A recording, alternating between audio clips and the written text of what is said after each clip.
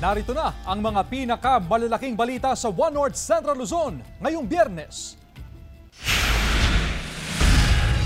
Tropical Cyclone Wind Signal number 1 nakataas na sa ilang lugar sa Northern Luzon dahil sa bagyong Isang. Lalaking sospek sa umano'y pangmamaltrato ng aso, arestado sa Santo Niño, Cagayan. Mga nakatiwangwang na manhole sa ilang kalsada sa Mangaldan, Pangasinan, problema ng ilang motorista. At Tinakayan Falls sa Labrador, Pangasinan, perfect na pasyalan ngayong long weekend.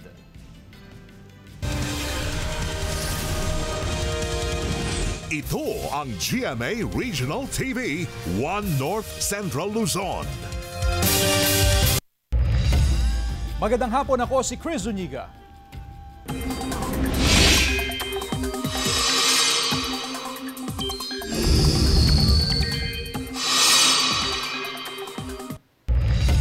Mga kapuso, kasalukuyang tinatawid ng bagyong Isang ang kalupaan ng Luzon. Naglandfall ito sa Kasiguran, Aurora bago mag-alas 10 ng umaga kanina. At kaninang alauna ng hapon ay huling namataan sa vicinity ng Quirino. Ayon sa Pag-asa, posible ngayong gabi ay nasa West Philippine Sea na ito at maaring lumabas na rin ng PAR bukas ng umaga o hapon. Itinaas ng Pag-asa ang signal number 1 sa buong Northern Luzon at ilang bahagi ng Central Luzon. Bukod sa bagyong Isang, nagpapaulan din ang habagat sa iba pang bahagi ng bansa. Base naman sa datos ng Metro Weather, mataas ang tsansa ng ulan sa malaking bahagi ng Northern at Central Luzon. May malalakas na ulan sa Isabela, Nueva Vizcaya, Pangasinan, La Union, Zambales at Bataan. Posible rin ang pagulan sa iba pang bahagi ng bansa. Pangasinan PD-RRMO naka-red alert status bilang paghahanda sa posibleng epekto ng bagyong Isang. Yan ang balitang tinutukan live ni Jasmine Gabriel Galban. Jasmine? Chris, sa mga oras nga na ito nakakaranas ng malakas na buhos ng ulan sa Dagupan City na epekto ng bagyong Isang.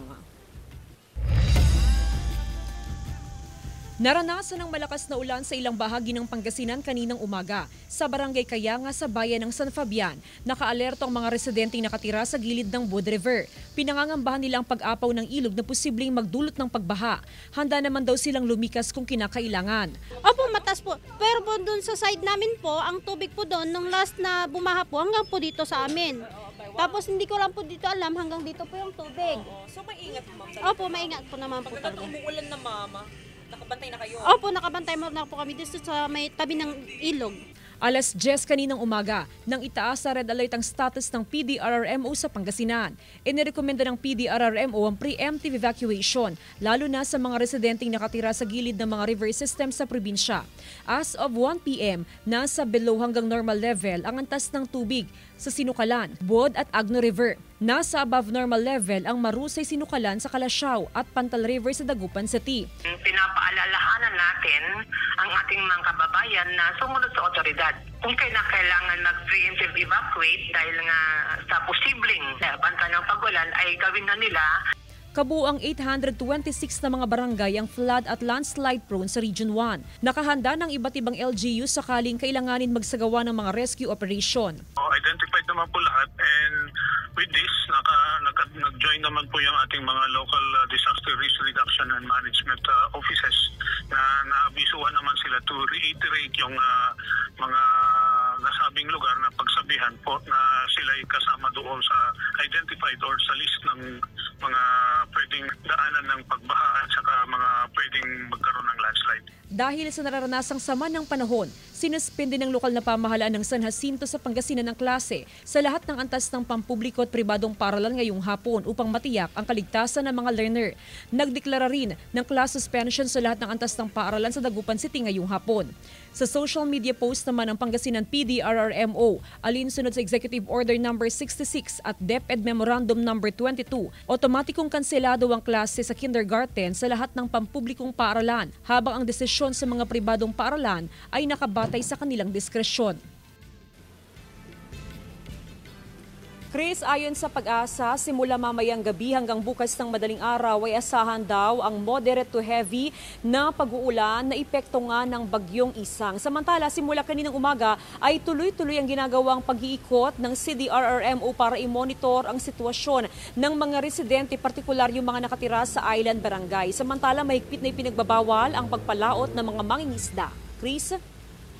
Maraming salamat, Jasmine Gabriel Galban. Binayo ng malakas na ulan at hangin ang probinsya ng Aurora kung saan naglandfall ang bagyong Isang. Yan at iba pang balita sa pagtutok ni CJ Turida. Binayo ng malakas na ulan at hangin na may kasama pang kulog ang ilang bahagi ng Aurora kung saan naglandfall ang bagyong Isang. Sa bayan ng Kasiguran, halos 1 oras ang naranasang pag-ulan na nagsimula bandang alas 10 kaninang umaga. Makikita sa ilang puno at pananim ang malakas na hampas ng hangin na dulot ng bagyo. Naramdaman ang pag-ulan sa ilang bahagi ng La Union kagabi hanggang kaninang umaga. Sa ngayon, nakararanas ng panakanakang pag-ambon sa probinsya na dulot ng bagyong Isang kung saan nakataas ang signal number 1 sa lalawigan. Nagka-monitor ang PDRRMO sa posibleng epekto ng bagyo.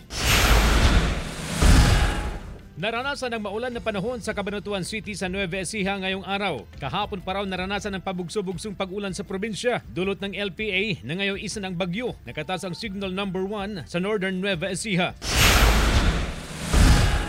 Pabugso-bugsong ulan at bahagyang bugso ng hangin ang nararanasan sa ilang bahagi ng Isabela ngayong araw. Gayunman, hindi ito naging hadlang sa mga magsasaka na nagpunta pa rin sa bukid upang magtrabaho. Hindi rin nagpatinag sa ulan ng mga tsuper at ilang manggagawa. Wala pang nakatas na gale warning sa mga baybayin ng Isabela at Cagayan pero pinag-iingat ang mga maglalayag, lalo na ang mga gumagamit ng mga maliliit na bangka. CJ Turida, One North, Central Luzon.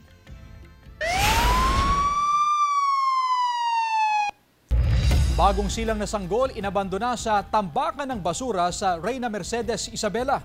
Tutukan sa report ni Sandy Salvacio.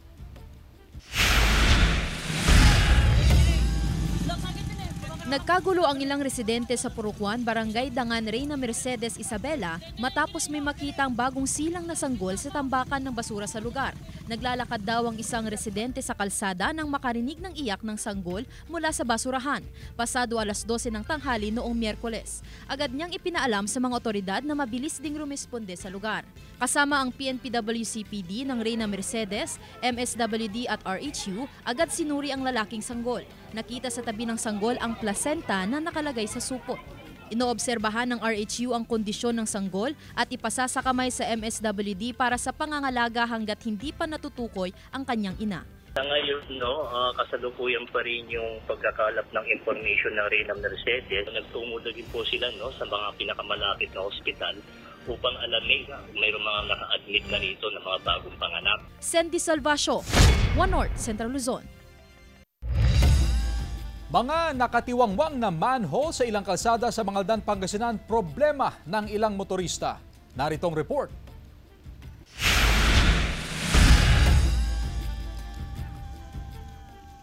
Problema ng ilang motorista ang mga nakatiwangwang o walang takip na manhole sa bahagi ng Ija Street sa Mangaldan, Pangasinan. Takaw aksidente raw ang mga ito. Pwede raw kasing mahulog sa butas ang gulong ng sasakyan. Kung unang beses dadaan at hindi kabisado ang lugar, ay pwedeng maging dahilan ng disgrasya. Sana raw bigyan ng pansin ng lokal na pamahalaan ang problema. Kung biglang may butas yun, yun, mahuhulog yung gulong mo, susumlang yung sasakyan. Batid daw ng LGU ang hinaing ng mga motorista. Nakipag-ugnayan na raw sila sa mismong barangay at DPWH upang maglagay ng manhole cover. Pero habang wala pang takip, naglagay muna ng warning sign at plastic barrier ang poso para makaiwas sa aksidente ang mga motorista. Agaran namin nilagyan ng mga signages, yung mga butas, nang sa ganun na maiwas siya sa disgrasya. Lalong-lalo na kung may tubig yung kalsada natin, baka hindi mapansin ng mga dumaraan doon, kaya nilagyan namin ng signage nang sa ganun malayo sila sa disgrasya. Bukod sa Ija Street, may ganito ring problema sa iba pang lugar sa bayan. Nag-deploy ng karagdagang enforcer ang poso para umalalay sa mga motorista. Kasama si Jing Dakanay, Jasmine Gabriel Galban, One North, Central Luzon. Hindi magkamayaw ang mga mangingisdang ito mula sa Barangay Leron sa Bugay, Cagayan.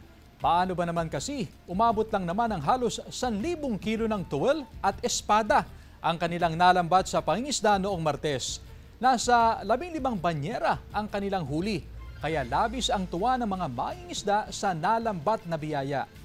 Ayon sa uploader na si June de la Cruz, ito na ang pinakamalaking huli nila matapos maranasan ang sunod-sunod na hagupit ng mga bagyo at ang epekto ng habagat sa kanilang lugar noong nakaraang buwan.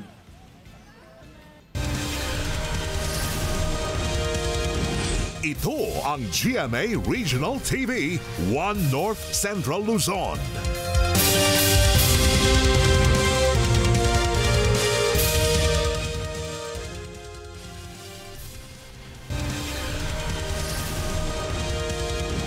Ito ang GMA Regional TV 1 North Central Luzon.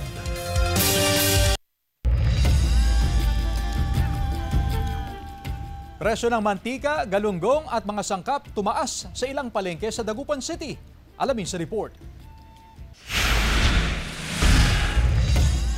Sa mga mamamalengke dyan, ihanda na ang budget dahil tumaas ang presyo ng galunggong, ilang sangkap sa pagluluto at mantika. Sa Malimgas Public Market sa Dagupan City, ang 1 kilong galunggong nasa 260 hanggang 280 pesos ngayon, na dati ay nasa 160 pesos lamang. Mahal yung galunggong natin po ngayon. Yung pick up po namin dyan, 250 po per kilo. Bibenta namin ng 280. 160 pesos naman ang kada kilo ng pulang sibuyas, na dati ay nasa 140 pesos, habang pumalo naman sa 120 to 140 pesos kada kilo ang puting sibuyas, na dati ay 100 pesos kada kilo. Ang dating 75 to 80 pesos kada litro ng palm oil, 85 hanggang 105 pesos ngayon. Nasa 210 pesos kada litro naman ang coconut oil, na dating 120 pesos. Ayon sa mga negosyante, mahal ang kuha nila sa mga produkto, kaya mahal din ang kanilang benta. Kasi tumaas din ang kuha namin. Kapag kasi tumataas yung Ricardo, pagka konti na yung nakukuha kaya tumataas. Ayon sa Samahang Industriya ng Agrikultura o SINAG, seasonal daw ang pagdami ng supply sa galunggong, kaya't normal daw na tuwing tag-ulan kakaunti ang huli rito. Dapat hindi tumaas ng matindi yan dahil mostly nasa cold storage na yun. Dapat ma-check ng Department of Agriculture. Wala kaming nakikita rason na dapat sumipa ng mataas yung butas. Kasama si Henry Duminsil, Sandy Salvacio, 1 North Central Luzon. Eto na ang beep natin sa mga motorista. May inaasahang taas presyo sa mga produktong petrolyo sa susunod na linggo. Ayon sa Oil Industry Management Bureau ng Department of Energy, nakikitang may dagdag na humigit kumulang 50 centavos sa kada litro ng gasolina batay sa 4-day trading. Humigit kumulang 40 centavos naman ang posibleng dagdag sa diesel, habang nasa 10 centavos ang kerosene. Kung matutuloy, yan na po ang kalawang magkasunod na linggo ng taas presyo sa gasolina, habang panibagong hike naman yan para sa diesel at kerosene, kasunod ng rollback nitong Martes. Ayon sa DOE, nakapagpapataas sa presyo ang pagbaba ng oil stock sa market at ang pagpapatuloy ng gulo sa Middle East. Bangkay ng nalunod na 6 na taong gulang na batang lalaki sa Banawe, Ifugao, natagpuan na kaninang umaga. Tutukan sa report. Natagpuan na kaninang umaga ang bangkay ng nalunod na 6 na taong gulang na lalaki sa sitio Imbayaag, Barangay Cambolo, Banawe, Ifugao. Natagpuan ang bangkay ng bata mahigit 1 kilometro ang layo mula sa lugar kung saan siya nalunod. Umaga ng August 19 nang malunod ang biktima habang naliligo sa ilog kasama ang ilang kaibigan. Nagtulungan ang mga search and retrieval team ng PNP, BFP, MDRRMO at mga residente para mahanap ang katawan ng biktima. Natagpo ang patay ang isang foreign national sa loob ng kanyang inuupahang apartment sa Barangay San Miguel, Calasiao, Pangasinan pasadaw 1:00 ng hapon noong Miyerkules. Ang 29 anyos na biktima na tubong Papua New Guinea ay isang estudyante na nag-aaral sa isang aviation college sa nasabing bayan. Nadiskubre ang biktima ng kanyang roommate na isa ring Papuan national na nakahandusay sa sahig at walang malay. Prior daw sa incident, according doon sa ka-roommate niya, nagre-reklamo siya na masakit ang kanyang katawan. So, nagpumunta rin sa doktor, nagpa-check up, then in-advise ng kanilang school na magpahinga. Wala namang nakikitang foul play ang mga otoridad sa pagkamatay ng biktima. Hindi rin nakitaan ng anumang sugat sa katawan ang biktima. Nagsagawa rin ng ocular inspection sa kwarto kung saan natagpuan ang bangkay ng biktima at wala namang indikasyon ng anumang kaguluhan doon. Nakikipag-coordinate po tayo sa mga authorities concerned, lalo na ito ay foreign national, na para po may parating sa kanila kung ano yung nangyari sa kanila. Kasama si Ron Taniedo, Jewel Fernandez, One North Central Luzon. Timbog naman ng isang lalaking sospek sa pangmamaltrato ng aso sa Santo Niño, Cagayan, gabi noong August 17. Pagkatanggap ng impormasyon, mabilis na rumesponde ang mga pulis sa Barangay Niug Sur, kaya naaresto ang sospek. Nailigtas ang alagang aso na nakalagay pa sa loob ng sako. Sa investigasyon ng pulisya, nakatakda raw sanang katayin ang aso. Maharap sa reklamong paglabag sa Animal Welfare Act of 1998 ang sospek. Sinisikap ng GMA Regional TV na makuna ng pahayag ang sospek. Mahigit 130 million pesos na halaga ng shabu na kumpiska sa search warrant operation sa Bauco, Mountain Province. Naritong report. Arestado sa search warrant operation ang 26 anyos na lalaki sa Barangay Sadsadan, Bauco, Mountain Province umaga noong Miyerkules. Nagsanib puwersa ang PIDEA at PNP sa operasyon kung saan nakumpiska sa subject ang 6 na pakete na naglalaman ng hinihinalang shabu. Nakakuha rin ang mga otoridad ng iba't ibang drug paraphernalia. Tinatayang may bigat na 20 gramo ang iligal na droga at nagkakahalaga ng humigit kumulang 130,000 pesos. Sasampahan ng reklamong paglabag sa Republic Act 9165 o Comprehensive Dangerous Drugs Act of 2002 ang sospek. Wala pa siyang pahayag. Aabot ito ng 2 weeks na under monitor itong target at nung nagkaroon ng pagkakataon na mahuli ito ay isinagawa ang search warrant para sa kanya. Samantala, 2 lalaki ang natimbog ng mga otoridad sa isinagawang buy-bust operation sa Barangay Songkoy, Calasiao, Pangasinan kagabi. Nakuha sa mga sospek ang isang pakete na naglalaman ng hinihinalang shabu. Nakumpiska rin ng isang caliber .22 revolver sa isa sa mga sospek. Nahaharap sa patong-patong na reklamo ang 2. Sinisikap pa ng GMA Regional TV na makuhanan sila ng pahayag. So itong mga suspect is newly identified drug personality na pumapasok dito sa UR namin para magbinta. Sandy Salvacio, One North Central Luzon. Grand Terminal sa San Carlos City inaayos upang mapwestuhan ng mga negosyante ng ukay-ukay tuwing Market Day. Tutukan sa report. Pininturahan ng dilaw ang bawat pwesto ng mga ukay-ukay vendor sa San Carlos City, Pangasinan. Ililipat na sila sa Grand Terminal na harap lamang din ng palengke ng lungsod. Nakasasagabal umano ang mga ukay-ukay vendor na naglalatag ng kanilang mga paninda sa daanan ng mga mamimili sa palengke tuwing Market Day. Para hindi na sila makaabala, binigyan na sila ng pwesto sa Grand Terminal tuwing Sabado. Kasi yung dati po natin, mga ukay-ukay natin nandyan sa loob, nakakalat. Kung saan-saan sila nagpapatayo, kung saan kaya nagkokos ng ibang sakyan traffic. Kaya ang pinag-isipan ko, pinaalam natin sa ating mahal na mayor na pag-isahin yung mga ukay-ukay natin para po maluwang yung daan, hindi po siksikan, tapos makikita lahat yung mga talagang may disiplina po. Ayon kay Julie, umaabot daw sa 80 hanggang 100 ang mga ukay-ukay vendor tuwing Market Day. Mainam daw ang ginawa ng otoridad upang maging maayos ang kanilang pagbebenta. Kalat-kalat po kami kung saan-saan. Lahat kami na ukay-ukay itatransfer dito. Yun po maganda po yun para lahat naman po kami makakabenta. Kasama si Ron Taniedo, Jewel Fernandez, One North Central Luzon. Sparkle artist Seb Pajarillo may hugot sa bagong kantang Guhit under GMA playlist. Silipin sa report ni Jewel Fernandez.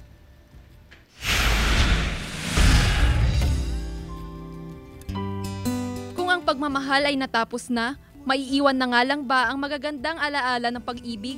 Yan ang hugot sa newest single na Sparkle artist Seb Pajarillo na Guhit under GMA playlist.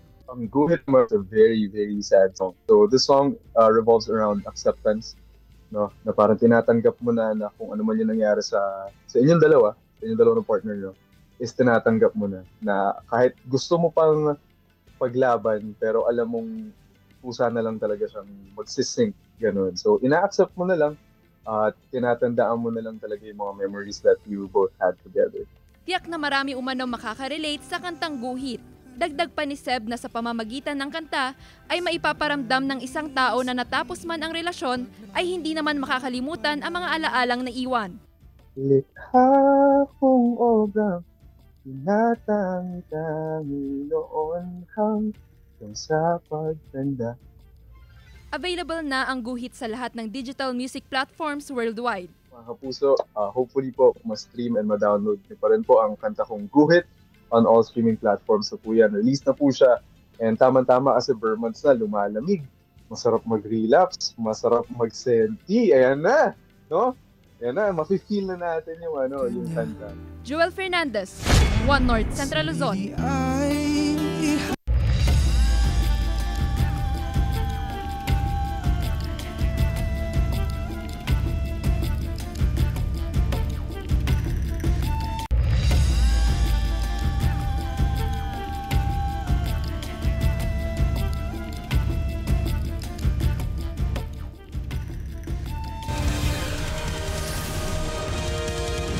Ito ang GMA Regional TV, One North Central Luzon.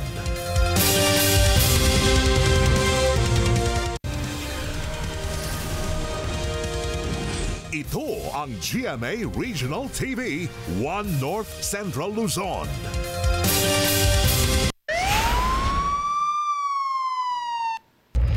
Lalaking rider patay matapos mawalan ng kontrol sa minamanehong motorsiklo sa Batac City. Naka-alerto Joel Fernandez. Sa video na ito, maingat na inalalagay ng mga otoridad sa stretcher ang lalaking ito matapos maaksidente pasado alas 11 ng gabi nitong Martes. Base sa salaysay ng ilang saksi, mabilis ang patakbo ng minor de edad na rider habang binabagtas ang kalsadang sakop ng barangay Biloca sa Batac City. Nag-ala Superman trick umano ang rider hanggang mawalan ng kontrol at bumangga sa nakaparadang sasakyan sa gilid ng kalsada. Sa lakas ng impact, tumama ang ulo niya sa konkretong pader ng isang abandonadong bahay. Dahil walang suot na helmet ang rider, nagtamo ng matinding sugat sa ulo na naging sanhi ng kanyang pagkamatay. Wala pang pahayag ang mga kaanak ng biktima. Nasawi ang 16 anyos na rider ng motorsiklo matapos makasalpukan ang isa pang rider gabi noong Merkules. Batay sa investigasyon ng pulisya, binabagtas ng biktima ang kahabaan ng National Highway sa barangay Almaguer North, Bambang, Nueva Vizcaya nang lumiko ang kasulubong niyang motorsiklo. Hindi na nakaiwas ang rider kaya nagpang-abot ang dalawang sasakyan. Sugatan din ng rider at angkas ng nasalpok na motorsiklo. Wala pang pahayag ang kaanak ng nasawing rider at ang iba pang sangkot sa insidente.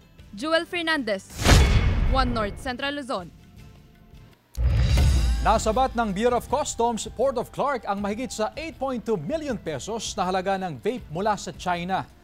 Unang idineklara ang mga produkto bilang personal na gamit, pero nang isailalim sa X-ray at 100% physical examination ang kargamento noong August 11, 2025, nadiskubre ang 69 na kahon na naglalaman ng mahigit sa 20,000 na piraso ng Black Ultra Vape Pods na may iba't ibang flavors.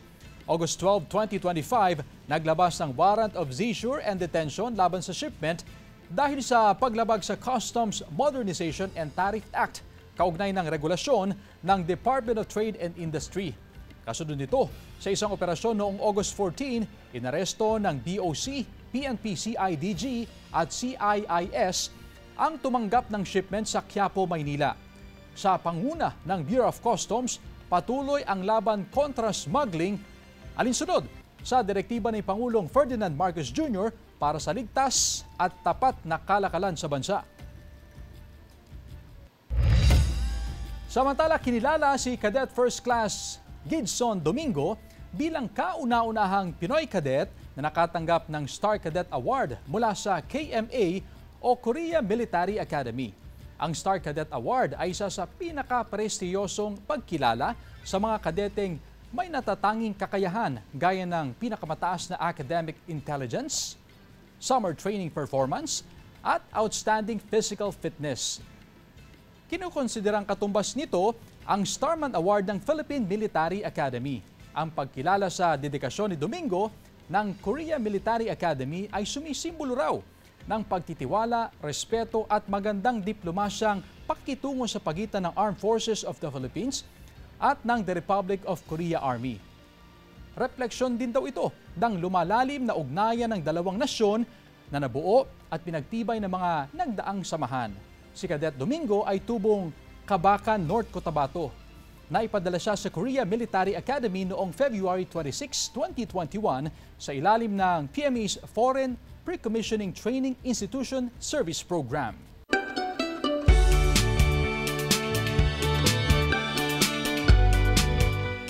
Tinakayanan Falls sa Labrador, Pangasinan, perfect na pasyalan ngayong long weekend. Ating dayuhin sa report. Mga kapuso, nature trip ba ang hanap nyo? Gawing mas exciting ang inyong long weekend. Tara na at dayuhin ang isang natatagong pasyalan sa Labrador, Pangasinan. Yan ang Tinakayanan Falls na matatagpuan sa Barangay Bolo. Maaaring sumakay ng tricycle papunta sa jump-off point sa Sitio Kadampat. And the adventure begins. Dahil maglalakad ka lang naman ng 20 to 30 minutes papunta sa Tinakayanan Falls. Ang Tinakayanan ay mula sa Pangasinan word na takayan, na ang ibig sabihin ay hagdan. Ang falls kasi na ito may iba't ibang level din na parang hagdan kung saan matatagpuan ang crystal clear na tubig na swak para mag-swimming. Perfect ang lugar para sa mga gustong mag-relax dahil napapaligiran ito ng mga puno. Nagpaalala ang Labrador Tourism Office sa mga magpupunta sa lugar na umiwas sa malalim na parte ng talon kung hindi marunong lumangoy. At ipagbigay alam sa Barangay Bolo Council o sa Tourism Office upang magabayan sa pagpasyal sa lugar.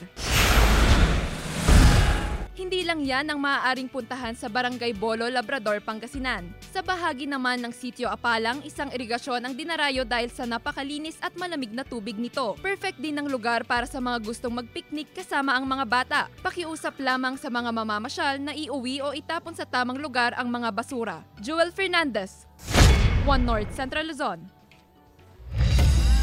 Samantalang mapapanood niyo po ang episode na ito at iba pang pinakahuling lokal na balita sa official website ng GMA Regional TV, www.gmaregionaltv.com. Pwede rin kayo bumisita sa aming official YouTube channel, GMA Regional TV, at i-click ang subscribe button para sa pinaka-maiinit na balita mula sa mga rehiyon. Nais din naming pasalamatan ng mga kapuso sa Hilaga at Gitnang Luzon, maging ang mga kapuso natin abroad. Dahil sa GMA Regional TV, local news matters. At yan ang mga pinakamalaki at pinakahuling balita sa Hilaga at Gitnang Luzon. Maraming salamat sa pagsama sa amin pati na ang mga kapuso sa ibang bansa na tumutok sa mga balita sa rehiyon. Ako po si Chris Zuniga. Kami, ang GMA Regional TV, One North Central Luzon. Buong pwersa para sa mas malaking misyon at mas malawak na paglilingkod sa bayan.